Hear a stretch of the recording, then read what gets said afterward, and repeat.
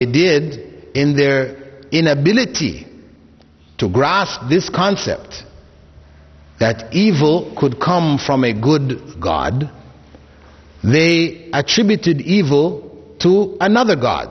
So they had instead two gods. Ahura Mazda, who was the god of good, and Angra Manu, who was the god of evil.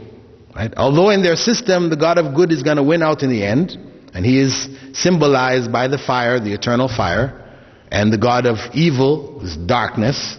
Right? So the light will win over the darkness.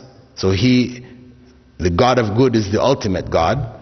But still, they did not want to attribute evil to God, so they had to really, in what they're doing, is they've elevated Satan to the level of a God who is able to create evil without Allah's permission. And this is error. This is error.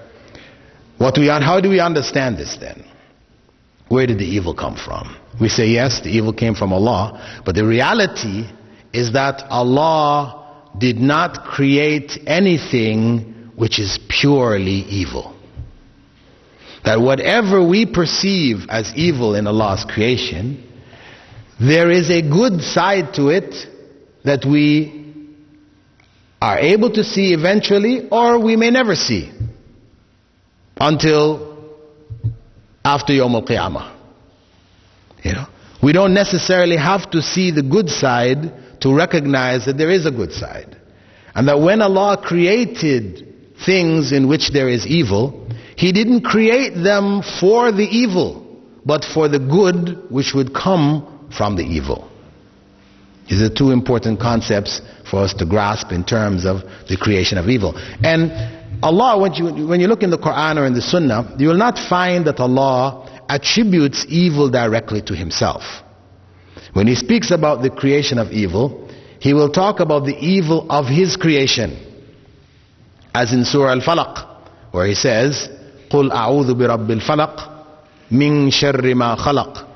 Say, I seek refuge in the Lord of the Dawn from the evil that He has, مِنْ شَرِّ مَا خَلَقَ, from the evil from what He has created. From the evil of what He has created. He didn't say from His evil, but from the evil of what He has created. And this is the correct, we could say, etiquette in dealing with Allah with relationship to evil. We don't focus that Allah created the evil in your life is from God. No. Yes, it is a part of Allah's creation, but there is a good element to it. We focus on the good as opposed to the evil element. This is the correct way of looking at it. And I should just mention that in the course of my presentation, I will mention certain verses from the Quran, etc., that I know in some circles it is common to say A'udhu billahi minash shaitanir rajeem, Bismillahir Rahmanir Rahim before quoting. But actually this is not from the Sunnah. Prophet Muhammad Sallallahu Alaihi Wasallam, you will find many hadiths in which he talks about something, he brings a verse from the Quran, he doesn't say A'udhu billahi minash shaitanir rajeem, he doesn't say Bismillahir Rahmanir Rahim, because that is only when you are reading Quran. When you sit down to read the Quran, you say A'udhu billahi minash shaitanir rajeem. And if you are beginning at a surah which begins with Bismillah, then you can say Bismillahir Rahmanir Rahim. But it is not a requirement in the course of a conversation or a presentation, etc. You're mentioning a piece of a verse or a verse that you must go through that. Right? So just to clarify, in case some of you might be wondering, well, why isn't he saying A'udhu billahi minash shaitanir rajeem? Okay? So what we're talking about here then is that Allah, in creating certain things in this world in which there is evil, we can see evil in it, the intent behind that creation is not for that evil, but from the good which would come from the evil. And we, in our personal lives, function using the same principle, in that one will go to a doctor because you're going to travel someplace, and they tell you this is an area where there are certain diseases, so you should get, vaccination, and you allow that doctor to stick a needle in your arm. Right? We could say as a if we looked at the sticking of a needle in your arm by itself, we say this is evil. If somebody came up to you and said, listen, can I stick this needle in your arm? You say, no. No, thank you. Right? I'm not a masochist. I don't love pain, So I'm not going to, encourage people to go sticking needles in me, right? But if in sticking that needle, whether it's through acupuncture or it's through vaccination, there is good which comes out of it, then I will subject myself. So you'll see people, doing acupuncture, you see they have needles all over their heads and their backs and their arms, and and you look at this, you say, wow, something, normally you would not welcome this. But because of the fact that it has been shown to produce, relief from certain pains and things like this, people subject themselves to it. So they're doing this for the good which comes from it, not from the evil which is directly involved in that, attaining that good. Similarly, people question, if Allah knew before He created Adam and Iblis that Iblis would refuse to bow to Adam, that Adam would eat from the tree because of Iblis's trickery, so why did He create Iblis? He could have created Adam, left Iblis out of the picture, and we just have things are in order, no problems, so why? The point is that when Allah created Iblis, the evil which came from Iblis, it produced a great good. If we look at Iblis and Adam, both of them disobeyed Allah. Adam disobeyed Allah and ate from the tree. Iblis disobeyed Allah and didn't bow in honor before Adam. Some people mistakenly understood or understand that Iblis's refusal to bow is what made him a kafir. But this is not true. This is not true.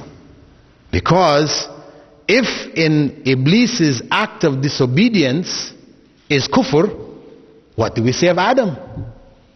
Did he not disobey also? So you'd have to say Adam became a kafir also. No. Disobedience in and of itself does not cause a person to become a disbeliever. The Khawarij, the group which broke away from the early body of Islam, that was the position they took. If you made any act of disobedience, you became a disbeliever. Finish. This is a deviation. This is an aberration. This is not the correct Islamic understanding. Sin does not make a person a disbeliever. The point is that when Adam disobeyed Allah, and Allah had taught him words of repentance, he turned back to Allah in repentance. In the case of Iblis, when he disobeyed Allah, and Allah called him upon it, what did he do? Did he turn to Allah in repentance? No. He said, I am better than him. I'm better than Adam. You made me from fire and you made him from clay. This is where the disbelief came. Because what in fact he was saying was that it was not befitting for me to bow before Adam because I am superior to him. And the fact that you are telling me to bow before him indicates that you are wrong. Because he's saying, Allah, God, you are wrong in telling me to bow before this who that is inferior to me. It should be bowing before me. This is where now the disbelief comes into play. He's attributing to Allah error. This is a statement of disbelief. Anybody who says Allah made a mistake here, that's a statement of disbelief. This is where the disbelief came. So the point is though, Adam disobeyed Allah, Iblis disobeyed Allah, fell into disbelief. He came and he tricked Adam into disobeying Allah, and when he did so, Adam turned back to Allah in repentance. The turning back to Allah in repentance is one of the greatest acts of worship. Isn't it? Prophet Muhammad ﷺ said what? كل بني آدم خطاء. All of Adam's descendants constantly commit errors. وخير الخطائين التوابون. And the best of those who constantly err are those who constantly turn back to Allah in repentance. Prophet Muhammad ﷺ was also quoted in Sahih Muslim as saying, if you didn't commit sins and turn back to Allah in repentance, Allah would have removed you from the face of the earth, brought another people who would commit sins and turn back to Allah in repentance, and He would forgive them. So the act of turning to Allah in repentance, this is a great act of worship. So much so that Prophet Muhammad ﷺ said, "At-ta'ibu min al-dhanbi kaman la dhanba lah." One who repents from sin is like one without sin. This is how great. Furthermore, when Adam turned to Allah in repentance, then Allah forgave him. This manifestation of Allah's attribute of forgiveness, this great mercy, this came about because of Adam's disobedience and turning back to Allah in repentance. So all of this great good, because of course, to receive Allah's forgiveness and His mercy and His blessings, this is a great benefit. So that great benefit, that great act of worship, this took place because of Iblis's trickery. So the creation of Iblis was not for the trick, but for the good which came from his trick. Is that clear?